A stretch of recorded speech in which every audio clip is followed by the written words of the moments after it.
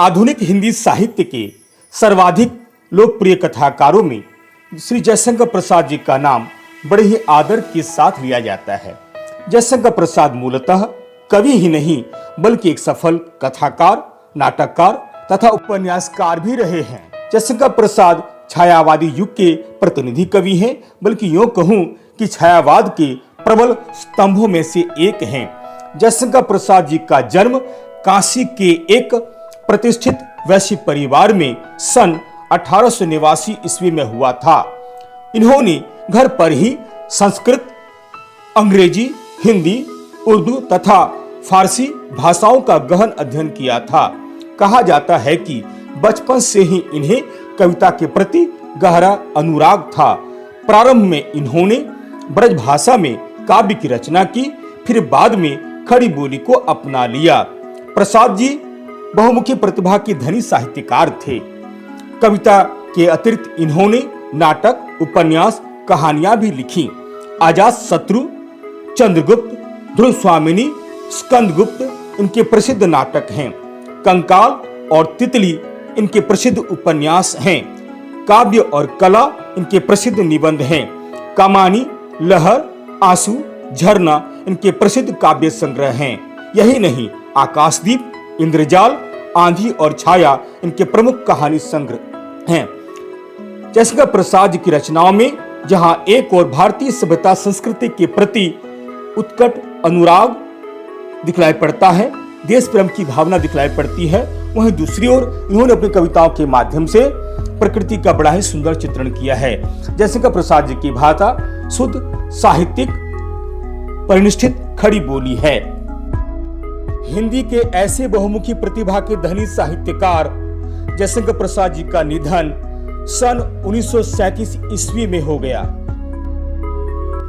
नमस्कार मेरे प्रिय विद्यार्थियों, आज मैं आप लोगों के समक्ष जयशंकर प्रसाद द्वारा लिखित कहानी संदेह का सारांश प्रस्तुत करने जा रहा हूं। ध्यान देकर इस कहानी के सार को समझने का प्रयास कीजिएगा।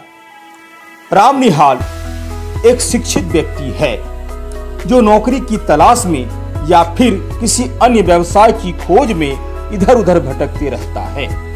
महत्वाकांक्षी व्यक्ति होने के कारण राम निहाल को आज तक कोई नौकरी नहीं मिली है और न ही कोई अच्छा व्यवसाय ही कर पाया है।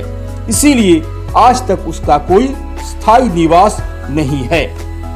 वह कभी यहाँ रहता है तो कभी वहाँ रहता है। इस प्रकार वह शहर शहर भटकते रहता है। परंतु राम निहाल जीवन में सदा तरक्की करने के सपने देखता रहता है। हमेशा उसके मन में तरक्की करने की प्रबल इच्छा बनी रहती है। ढूंढते ढूंढते उसे श्यामा नामक एक विधवा स्त्री के यहाँ शरण मिलता है। इस घर में उसे हर प्रकार से सुख, संतोष और अपनापन मिलता है।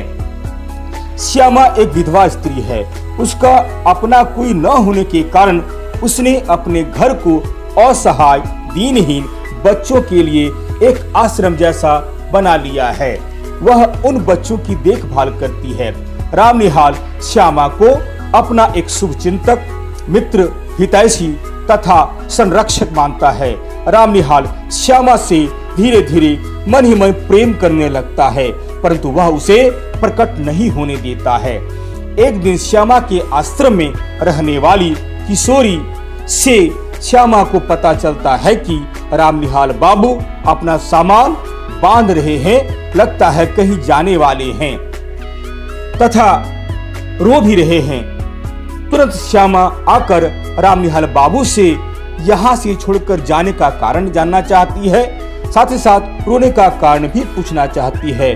राम निहाल बाबू पहले तो किसी भी बात का जवाब नहीं देना चाहते हैं, परंतु जब श्यामा बार बार उनसे अनुरोध करती है कि उनके जाने तथा रोने का कारण भी बतलाएं, तब राम निहाल बाबू कुछ समय पूर्व की एक घटना को श्यामा के सामने प्रस्तुत करती हैं। राम निहाल ब्रजकिशोर नामक एक व्यक्ति के यहाँ काम करता था। एक दिन ब्रजकिशोर जी के यहाँ उनके परिचित दंपति यानी मोहन बाबू और मनोरमा पधारे हुए थे। ब्रजकिशोर बहुत ही व्यस्त था उस समय, इसीलिए उन्होंने राम निहाल को मोहन बाबू और मनोरमा जी को नौका विहार करने के लिए गंगा तट पर ले जाने के लिए कहा। रामनिहाल बाबू मोहन बाबू और मनोरमा को नौका विहार के लिए गंगा तट पर ले गए।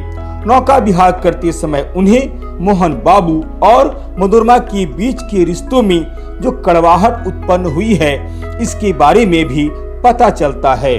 उन्हें यह भी पता चलता है कि मोहन बाबू को संदेह है कि ब्रजकिशोर मनोरमा को अपने षड्यंत्र में शामिल कर मोहन बाबू को पागल सिद्ध कर देना चाहते हैं और उनकी संपत्ति को हड़प लेना चाहते हैं, जिसमें मनोरमा पूरा सहयोग दे रही है। यही कारण है कि मोहन बाबू विक्षिप्त से हो गए हैं, जबकि वास्तविकता यह थी कि मनोरमा किसी षड्यंत्र में नहीं थी। दरअसल मोहन बाबू के मन में केवल एक संदेह उत्पन्न हो गया था।